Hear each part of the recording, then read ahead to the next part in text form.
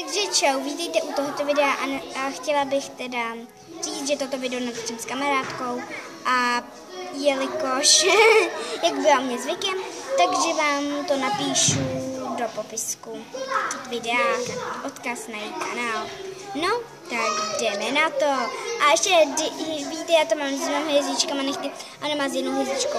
Takže takhle nás poznáte a jdeme na to. A omlouvám se za hluk. No, Lopes Carmen uvádí Lopes balíček. No, takže to budete mít teda v popisku. A to se vám tady kamarádka ukáže. Ahoj. No jo, tady kamarádka. Máme stejný lak. Takže ona má, já mám 2 hvězdičky a ona má 1 hvězdičku.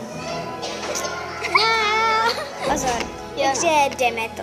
Takže takhle vypadá balíček. Je to teda od Lopes Šárky. A budete mít dole v popisku na její kanál odkaz.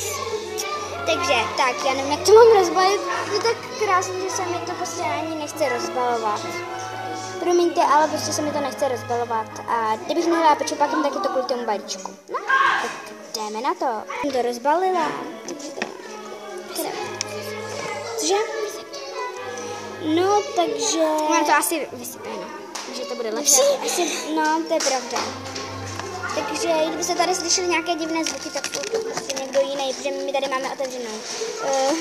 Tady máme otevřenou prostě místnost a vedle prostě jsou, víte kdo.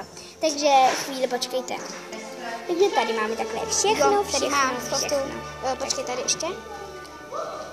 Tohle můžeme šoupnout stranou. Jo, takže teď se otevřeme do písek. Takže takhle to vypadá. Já asi budu číst, jo? Ne, jako to. Takže taky ho čti. Teď čtu zase já, jo? Já, kamarádka. Jo. Ahoj, Dani. Lopes Carmen. Promiň, jestli to... něco je špatně napsané. A ještě neumím vyjmenovaná slova, tak tam asi bude hodně chyb. Promiň, za chyby a škrabopis. Jsi nej-youtuberka. Jo, přejdi hodně lajků a odběratelů. Moc nevím, co psát, tak bye. Balíčku najdeš 1, 2, 3, 4, 5, 6, 7, 8, 9, 10. Doufám, že se ti bude balíček líbit. Nevšimej si druhé strany.